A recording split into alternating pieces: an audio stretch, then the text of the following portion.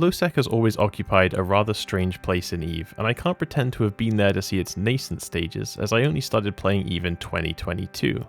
For 2 of the last 3 years, however, Lowsec has been my preferred space. The reason my corporation ultimately moved to nullsec and joined the initiative is complicated and full of specifics, but the sparks that lit the fire were game-wide. An expansion. Equinox. The impact Equinox had on Lowsec was enormous despite it being a predominantly nullsec focused patch, but to get to the bottom of why, we need to take a look at the biggest problem with the wider game perception of Lowsec itself. Just at the mere mention of Lowsec, I know I'm bringing a certain picture to your mind. For some of you it might be Abazon and its gate camps, quite possibly one of the first places you died to such a blockade if you joined after the invasion expansion. Perhaps the wormhole Swiss cheese that is Turner and its less than well reputed residents, or maybe Tama, Rancer, Old Man Star. Throughout different eras of EVE, these systems became the brand of Lowsec, its attitudes, the kind of fights that seem so unique to the space and so unlike those of Sovereign or even NPC nullsec. Faction warfare probably also comes to mind, which saw a resurgence in popularity during and after the Uprising expansion, when CCP allowed pilots to independently enlist in faction warfare without leaving their existing corporation, allowing for a more casual involvement in the content. But what if I told you there are countless Lowsec systems with no such branding or excitement, a more simple Wild West kind of space, bereft of warring factions and heavy infrastructure? I know there was, because I lived in it, as did many smaller alliances and non-aligned corporations for some time. You see, Lowsec is in many ways mechanically a stepping stone from the first few days in HighSec to the history that fills real books taking place in nullsec. There's no Concord, no anchoring restrictions, lucrative resources, but crucially, no ownership. I mean, also no bubbles, which might seem like a minor mechanical adjustment, but that one fact is largely to blame for so many Lowsec behaviors. It's much more forgiving in this way. Starting to lose a fight, just leave. If you're not tackled, nothing's stopping you. Need to get somewhere, just fly. Once you've mastered the art of cloak tricking, you become nearly unstoppable but for the most organized and highly attended of gate camps. NPC stations litter the systems, allowing a free place to repair, store your clones, and your wealth. Wealth not being hard to come by in Lowsec for the last few years, it has to be said. If you've been playing EVE for a while, you'd have to have been living under a rock not to have noticed the absolute death grip that Isogen has had for some time on the price of manufacturing almost anything. A mineral bountifully supplied in Lowsec's dark ochre and gneiss deposits, as well as in more meager proportions in the standard asteroid belts. This combination of vast, considerably less contested wealth and easier extraction from losing fights has, in contrast to what you might expect, massively increased the scale of fights in Lowsec, even compared to nullsec. I'll give you a little example that makes my corporation cringe, but I believe you have to own your own mistakes. In the waning days of our Lowsec tenure, we had to relocate our staging into an NPC station. Frustratingly, this station was a few difficult jumps away from the remaining citadels that we were trying to defend. Things were really rather hectic, and we were flying by the seat of our pants, which is not usually a great strategic position to be in. As we piled into the system, we encountered our adversaries already heavily fortified on the gate. We dutifully, over the course of only a short 17 minutes, fed 84 billion ISK, killing only 288 million ISK in return, the hostile Sino ship. It was a morale blow, no doubt, but over the following month we reimbursed our pilots for their lost ships as promised, and now we tongue-in-cheek refer to the cost of any fight we're involved in as a multiple of Arodans, after the name of the system in which this bloodbath took place. What started as a self-deprecating joke actually became rather eye-opening. We would frequently take part in nullsec battles with participants numbering over 1,000, wherein the ultimate destruction amounted to perhaps just 2 or 3 Arodans, eponymous to a battle in which there was just about 100 pilots.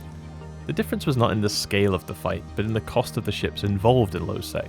Pirate faction battleships, Tech 2 fitted fleet issue battleships, Tech 2 fitted Leshaks, full amulet pods. This is no outlier either, and don't get me wrong, it's no coincidence that the record-breaking fights of EVE tend to happen in nullsec, or at least between nullsec powers, but Lowsec's population is tiny in comparison to that of the big null blocks. There is a much heavier emphasis on multi-boxing in Lowsec fleets too. Given the considerably smaller player count of most Lowsec alliances, one determined multi-boxer can genuinely present a serious threat to novice corporations.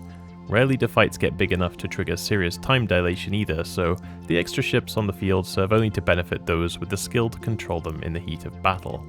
Whether this appeals to you or not, it's clearly a different environment from both nullsec and highsec gameplay. Along with Equinox came the Metenox, the return of passive moon mining in a new citadel-like form as opposed to the control tower method that preceded it some years ago.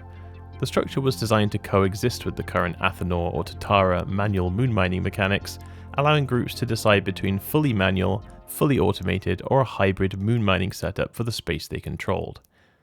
Those with the numbers to effectively mine their moons manually might reserve R64 and R32 moons, the highest echelons of value, for mining at full efficiency, with the lower value R16, R8, and R4 moons being mined by the automated Metenox moon drill at a decreased 40% efficiency. The concept was interesting on paper. Groups throughout the game now had a motivation to capture and control space, either de facto or through proper sovereignty, in order to accrue this passive income. This motivation also existed regardless of the population necessary to farm the space. The lack of such a motivation is in large part the reason for the rental serfdoms that stagnated sovereign nullsec for some time. If you can't put your own people in a system to extract value from that space, then why not have someone else pay for the privilege? I was pretty enthusiastic about their introduction, admittedly. Given that ratting is of significantly less profit in Lowsec, NPC ratting taxes are not really a viable source of income for the average Lowsec alliance. Market taxes on regional market hubs, cuts of the ore being mined at Alliance Athanors, or convenient buyback programs eked out a living sufficient to provide members with the bare minimum ship replacement policies. Many alliances unfortunately were not so lucky, and simply couldn't provide those policies, relying instead on the bloodthirsty nature of their membership to fight without any assurance of a replacement. The Metenox presented a new, non-intrusive way of Lowsec alliances turning an honest income. We could even, I proposed, sell this moon goo internally at well below market value, giving our industrialists a market advantage. What I had failed to realize, however, is that while Metenox offered an alternative to the rentier states of nullsec, it had no direct replacement in Lowsec. It was filling a void that was willingly and desirably unfilled. It was only because of the lack of territorial creep that the equilibrium of Lowsec landed in a place where novice and fledgling groups could carve out a small corner of space to begin writing the introduction to their story. Even the very largest of groups had no need for more than a few systems. Enough for a few structures, maybe some high-value moons, as many as they could mine would fit in a constellation at most, and perhaps some extra so as to keep system cost index down and that sort of thing, if they're more industrial-minded. The prevalence of NPC stations meant that valuable anomalies or sites were available to whomever could travel to that system, which as mentioned earlier is of no great difficulty thanks to the absence of warp disruption bubbles. That's not to say that conflict was rare or lacking. Lowsec has a reputation for violence of no consequence, and I can vouch for the authenticity of that statement. Frequently, Lowsec would come together in trillion-isk fights over 20 billion-isk structures, easily re-anchored within the week and at no great loss or consequence to the holders. If things were getting a bit stale, you need only ring the doorbell that is your neighbor's under attack notification, and pray for a suitable timer to throw down just for kicks. Bigger groups could certainly afford more coordinated campaigns. The periodic glassing by groups like Deepwater Hooligans or Snuffed Out, while tumultuous and anxious for everyone's first encounter, came like tides, predictable, expected, and somewhat a self-serve of consequences. If you didn't fancy your chances, you are more than welcome to unanchor what you could, evacuate what you couldn't, and slink back into your space in a couple of weeks once the heat had died down. Lowsec alliances, like cockroaches, can live for weeks without nourishment. If you decided to stand up to the onslaught, however, great fights could be had. Batphoning of smaller groups was common, but nullsec involvement generally frowned upon. I haven't lived sufficiently in wormholes to fully understand the culture and etiquette of their residents, but I have heard talk of a sort of space Bushido, which I think Lowsec similarly adopted. The introduction of the Metenox moon drill irrevocably changed this dynamic. Suddenly huge wealth was to be had by occupying otherwise empty space, and where the money came, the fun part of the fight became secondary. There began amongst the largest alliances in Lowsec a kind of mutually assured destruction.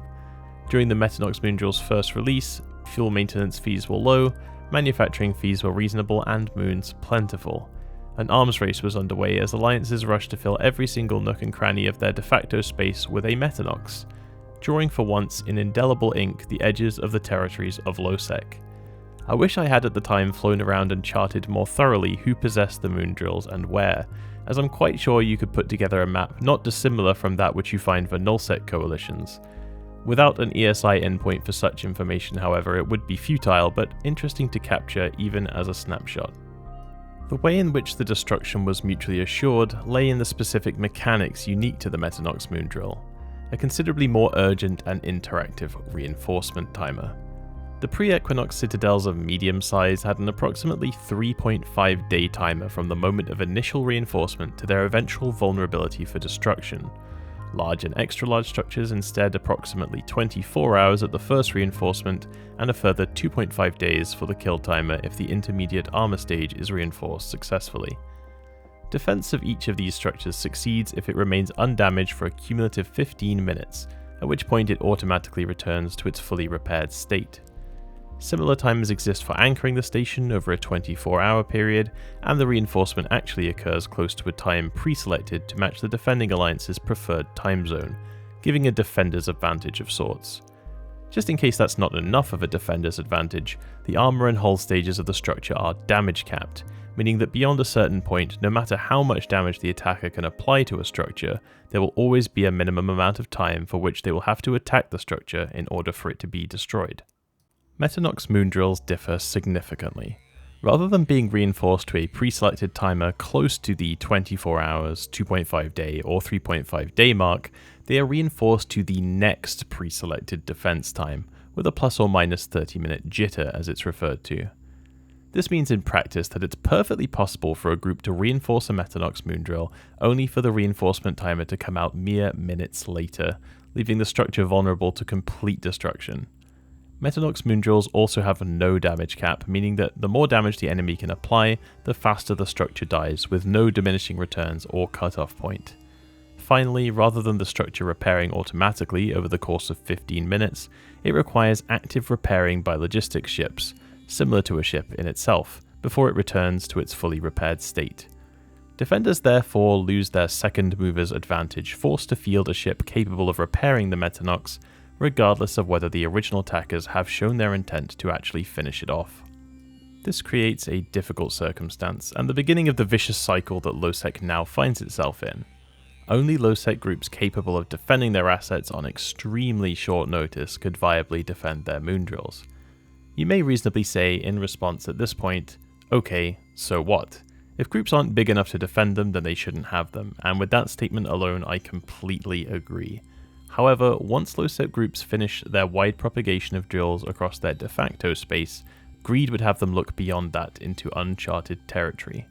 Skirmishes between large groups remained mostly unproductive, as each group would have to continually form at short notice over and over and over again just to defend their moon drills, wasting time and harming both the Alliance and its members' ability to generate ISK. The much more viable territory to expand into was that of the groups too small to even bother with their own Metenox moon drills. Lacking in damage cap and requiring urgent defense, small groups still posed a new kind of threat to the large empire builders of Lowsec, however. With an alien structure right on their doorstep, these small groups need only poke the bear enough such that it became numb, only to tire it out and eventually destroy the structure. As such, it became necessary to punish small groups regardless of their involvement in the Metenox empire building or lack thereof. All trace of these small groups' existence needed to be eradicated and their lives made thoroughly miserable in order to discourage from harassment campaigns nibbling at the ankles of the larger alliances, alongside which these behemoths could build a golden bridge. Join us and you may live. An attractive proposition for a group numbering in the dozens rather than the hundreds. The punishment stops as long as you join us and help us perpetuate it on your neighbour, who you probably already have some history with. You can paint this as a step up and as a win. Following this logic, it becomes easy to see how we ended up with the rise of the low block. I had honestly thought this to be a unique experience, maybe even a bittered or jaded point of view earned through a frustration of experiencing this in my own corp. But it was in April 2025 that a Reddit thread was posted to r/Eve which laid out a similar point of view, which I shall now read for you. Lowsec Alliance Director Perspective, cold take, the game is quietly dying and CCP knows it. Burner for obvious reasons, stand by for word vomit. I'm a director in an established Lowsec Alliance that's been around the block. We've seen cycles come and go, but what's going on in the year of our Lord 2025 feels like rot. There is a quiet stagnation setting in. There are fewer real content creators, fewer independent agitators, the kind of FCs who used to seemingly show up out of nowhere, punch up above their weight class and generate chaos for the thrill of it. Or they're not stepping up like they used to. I don't mean to misrepresent or discredit those who are still carrying the torch, thank you for your service, even when you're shooting at me. But it is without question that we are watching Lowsec consolidate in real time. At the same time, metagaming is more prevalent than ever. The side-channel diplomacy, the Discord unspoken handshake deals, it has killed spontaneity. And somehow, these two trends feed off one another. Less chaos, more control, less content, more consolidation. The last truly meaningful Lowsec-focused update was Uprising. Since then, CCP's attentions lie elsewhere. Metenoxes were without a doubt a rare win, but can we all agree that they have too much EHP for the love of Bob? Beyond that, CCP's focus has clearly drifted to other projects. 2 other games, broader initiatives, not Lowsec, not PvP, not us. Now we are left with the rise of the low block. While smaller than its null counterparts, 4, maybe 5 real power centers in Lowsec, and the rest just chum for the water. If you're not aligned with one, you're lucky if your options are slim instead of none. By example, Big Ab is constantly deploying, and not because they're aimless, but because they're simply too big for their pond. They've outgrown it. They have to project to find content, and they're not alone. Pilots cycle fluidly every month or so between Snuff, SC, Fleet, and Big Ab. Hundreds of players just shifting their weight to whoever is the flavor of the month. It's not disloyalty, it's survival. If you want content, you follow the ever more centralizing content. The rest of the map, it's dry. Roam 20 jumps and you'll find more empty citadels than targets. It's southern New Mexico in July. Hot, cracked, and empty. You've got smaller groups like Seedit who are still showing up, still fighting, but they've publicly acknowledged that to exist in today's Lowsec meta, you have to become comfortable with being consistent good losers, and or willing to light ISK on fire, feed into the machine, and hope someone notices. Meanwhile, others haven't fared so well. Groups like DNG, Bums, and Plow have either relocated, gone dark, or are barely holding on. These weren't, or aren't, flash-in-the-pan groups. They had histories. Even when they were smaller, they etched out purpose because they made things happen. Now, gone, scattered, or quietly dissolving. TD Sin is another case, similar in scale to Seedit, but curling up under Snuff's armpit. It's not a bad move strategically, but another example of how the gravitational pull of the low blocks is swallowing everything. And here's the worst part. This isn't a bitter vet or bitter loser post. I am a part of the problem. But when you zoom out, you can see the bigger picture. The game isn't growing, it's folding in on itself. I agree with the poster's description of the symptoms, although we disagree with the diagnosis on the Metenox moon drill. The content generating structure we were promised did no such thing, and in fact, in the 9 months following the Equinox expansion, non-faction warfare, non-Abazon gate camp Lowsec kills saw double-digit year-on-year decreases in 7 of those 9 months. If you'd like to argue that there may be many Metenox attacks or defenses occurring without generating a kill mail, I invite you to imagine how fun an activity that may be, and whether that is the content you really want CCP to focus on generating. Whether due to such events in Lowsec, or the way in which nullsec powers quickly adopted the Metenox into their existing way of thinking, rather than starting any sort of grand realignment of values, CCP noticed the error in this balance. Since release, Metenox have had their maintenance costs increased no less than 4 times, from 55 magmatic gas per hour to 88, then 110, and today at 200. In this time, the gas itself has also become a more controlled substance by the nullsec player base, who have the exclusive access to its extraction, as Skyhook raiding was nerfed into the ground within months of its introduction. It's unfortunately ironic that these adjustments are destined to make very little or perhaps absolutely no impact on the problems that Metenox first introduced. While the profitability of running the drills has plummeted for the vast majority of moons, it remains nonetheless worthwhile for the rarest and most bountiful R64s. Meanwhile, the rate at which the less valuable moons lose money isn't so much of a deluge as a trickle, meaning that even just for low transport availability of moon materials, continuing to extract at a net loss speculatively keeps most Metenox anchored even so. It remains to be seen what CCP can possibly do to return Lowsec to its former position in the game's ecosystem, or whether they will even try. With CSM elections upcoming, I encourage everyone to take a keen interest in candidates' position on matters of importance in Lowsec, as every day that passes the stagnation deepens and the road to recovery becomes longer. If your personal experience in Lowsec or the Equinox expansion in general doesn't line up with the contents of this video, then by all means please leave a comment down below.